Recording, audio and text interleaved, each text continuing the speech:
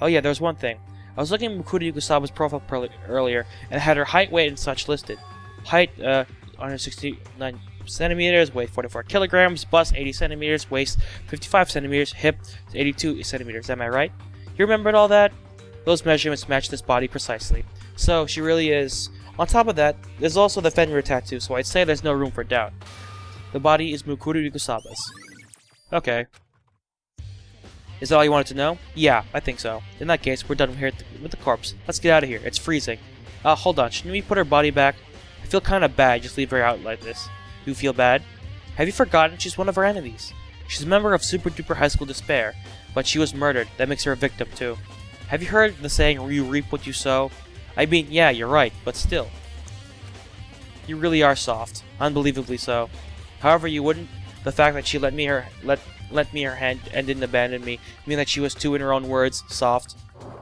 Oh, girl! You lack me. And with that, we've completed our investigation of the room. Not complicated. From here, we go our separate ways again. Just 1 second. I still had one more thing. Something I had to ask her about. The notebook! The notebook they found in the locker room. I had to find out. Oh, wow, I'm looking at it this way.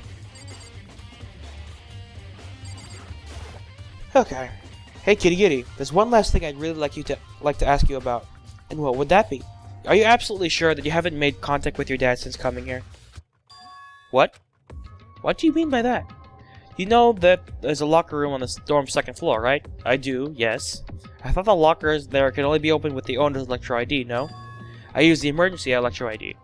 Ah, the one in the headmaster's room. And what did you find in those lockers? A notebook, and as far as I can tell, it could only belong to you. And what makes you think that? As I just said, only the locker's owner can get inside, no? And there's no way the lockers were assigned to us. After all, we had just recently gained access to that area, so I couldn't possibly have put anything in it. Well, anyway, why would I need to put a notebook in a locker? Well, yes, you're right about that. The author of the notebook refers to the headmaster as my father. She's shocked. Then, just maybe, those videos were the real thing too. Videos? In that case, it seems everything's come together, albeit in the worst way possible. What do you mean? I'm going to use the locker room now. I want to confirm what you told me with my own eyes. Then you should take the headmaster's Electro ID. That way, not necessary. If I'm right, my Electro ID should open the locker. After all, it's undoubtedly my locker. Your locker. If you watch this, you'll understand. What's this, a DVD? 78th class, emergency interviews. I found this in the hidden room after you left. I don't have time to explain my theory in detail, so watch that instead. When you do, I'm sure you'll realize what it means. For my notebook, you to have ended up in that locker without my knowledge. I'm really not sure I get it, but it sounds like there's something important, some important information on this DVD. Ooh, this is gonna be a long one. One more thing, Nagi. Would you mind if I rambled at you for a little bit? What about? To start from the end, I was unable to sort things out. Rather, I found myself growing less and less certain of things, including my own feelings. She was talking about her dad, isn't she? The one question I'll never be able to answer, not now and not ever, all because of the Puppet Master. But there's one thing that has made itself clear to me. I can't let the Puppet Master go unpunished. I want nothing more than to defeat him, and now I have one more reason to do so. An intense flame had risen in Kirigiri's eyes. Her determination to triumph over the Puppet Master. It's odd that I would come to feel this way after learning of that man's death. He had been alive and well, living a happy life. I'm sure I wouldn't have given him a second thought. So why then? Is it hard for me to accept that that's not how it turned out? It's absurd. I don't understand it one bit. Her lips curved up into a smile, and she let out a small, sorrowful laugh. Well, that's enough chit-chat for now. There are still things left to be done. Yeah, there are. Never forget, there's only one truth. Whether it be just or whether it be unjust. Whether it be righteous or whether it be wicked. What do you mean? Even if the truth you find is wrought in despair, don't lose hope. Of course I won't! After all, my one redeeming quality is my optimism, right? That's right. I'm sorry to bore you with my silly rambling. Well, I'm going to head out now, until we meet again at the final class trial. With her parting words, Kitty Kitty left the biolab. I guess I should get going too. I should be able to watch the DVD Kitty Kitty gave me in the AV room.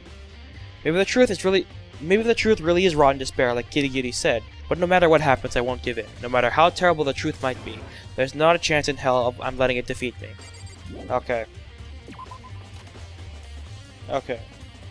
Okay. Let's go to the botanical garden because Hakukore's in there. Okay, I think I'm starting to put things together now because my memory of the actual show is faded. But I won't say anything as of yet because it could be spoiler.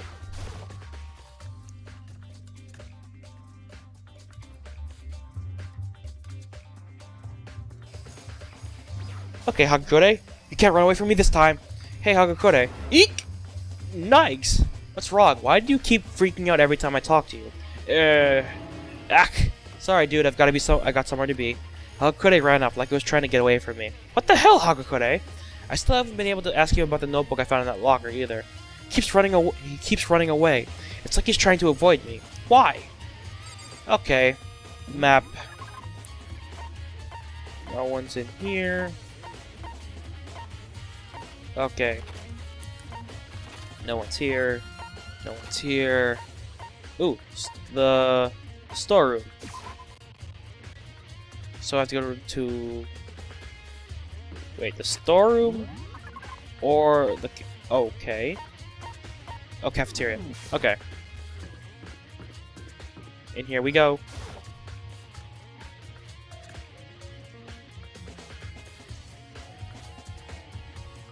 Hey, girly. There you are, Asahina. I got a question for you. Nagi? I'm in a hurry. Huh? Before I could even think about stopping her, Asahina had bolted from the cafeteria at supersonic speed. Asahina? Why? Why are you running from me? Okay. Since I already found everyone, let's see if I can find anyone else. Okay, no one else is in there. Nothing important up here anymore. And the AV room's highlighted now. So let's go to the AV room.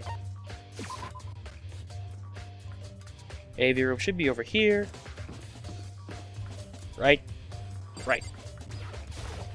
Let's watch that video. So grab some popcorn and sit back, relax, grab some popcorn and a beer, and watch this video. Actually, don't grab a beer unless you're of age, because even I can't drink yet.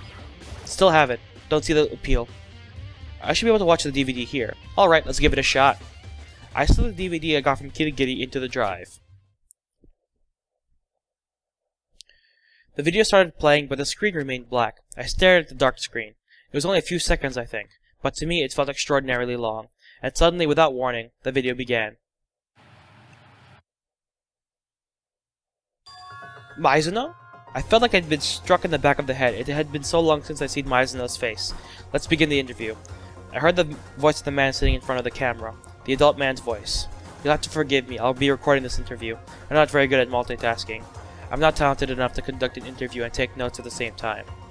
The man probably intended it as a joke, but Mizuno's stern face didn't budge an inch. In a way, this recording is like a substitute for a written contract. It's not that we don't trust you, it's just a precaution, so please don't let it bother you. Well then, I'll get straight to the point. You could very well end up spending the rest of your life here inside this academy. Do I have your consent? Do you have my consent? There was a clear look of uncertainty on Mizuno's face. And why wouldn't there be? There's no way she would agree to spend her whole life here. Yes. What? Thank you, and I'm sorry. I promise to do everything in my power to take care of you. On my name as the Kibugamine Academy headmaster. The video ended there. While I could say the same thing about everything that's happened up to this point, this, more than anything, makes absolutely no sense. I mean, Mizuno wanted out of here so badly. She wanted so badly to reunite with her friends and take on her dream, that she threw me under the bus. Then why? Why would she agree to spend her whole life here? Next thing I knew, an unexpected flash of light filled my vision. The video I thought was over had resumed playing. Half reflexively, I turned back toward the screen. And what I saw there threw me into even deeper confusion. It's me! What? It was me! I was beyond a shadow of a doubt looking at myself. Before we begin, Nagi, you should know that I'll be recording the contents of this interview. I understand. Sitting face to face with the headmaster, he was talking to me, but the me watching it take all place. I had no memory of it happening. Never mind the interview. I had no memory of ever even met the headmaster, and yet, well then, I'll get straight to the point. Nagi, you could end up very I need to calm down a little bit. You could very well end up spending the rest of your life here inside this academy. Do I have your consent? Yes. No way. I said yes. I'm sorry to have put you through this. What other choice do we have? As long as you're inside the academy, I'll do everything in my power to protect you. As Kibugami Academy headmaster, I give you my word. The video cut out for a second time, and the cycle repeated over and over again. Ooh, Togami. Fukawa. Asahina, and everyone else. Each and every one of them agreed to a life sealed up inside the school. Even... Kirigiri! There was a recording of her interview too. She really did meet him, the headmaster, her dad.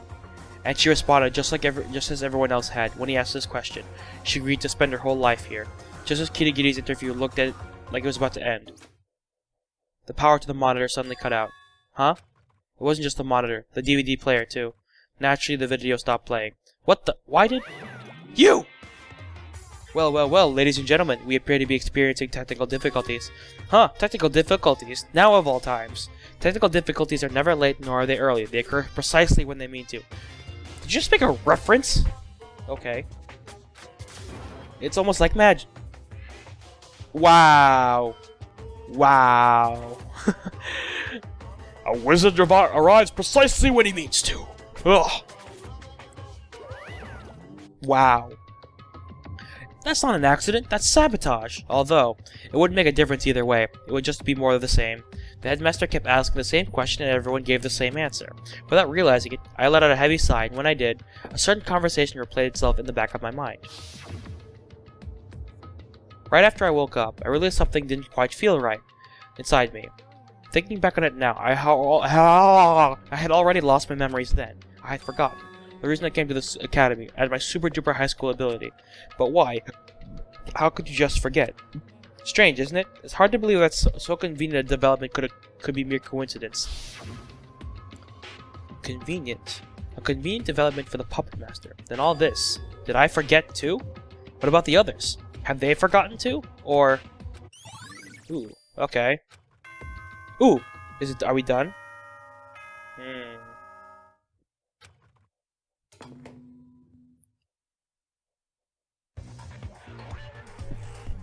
For every beginning, there must come an end, and with every end comes a new beginning. The night is long that never finds the day, but the morning is black as pitch. Rainy days never stay, but I hope you like droughts. I almost said donuts. Yes, every end brings with it a new beginning. For that reason, we shall meet again. After all, what is an end but just another beginning? So let us begin. Let us begin the class trial that will put an end to everything. See you at the usual spot. And he laughs. It's starting. It's beginning. The class trial is about to begin. The final class trial, where we put our lives on the line. The final class trial where we will clash with despair. All I can do is give it my best. Here goes. This is where it all ends. And that's where I'm going to end the recording for today. I'm sorry to leave you guys on such a big, heavy cliffhanger, but this class trial is going to be the longest one and the most arduous one I'm going to have to go through, and I want to have a full recording time for that. So, we're now exiting the Shadyverse. I'm Shades, and this has been, and I hope you've enjoyed your day in the shade. I messed up my outro. I'm going to get used to that more. Anyway, see you guys later.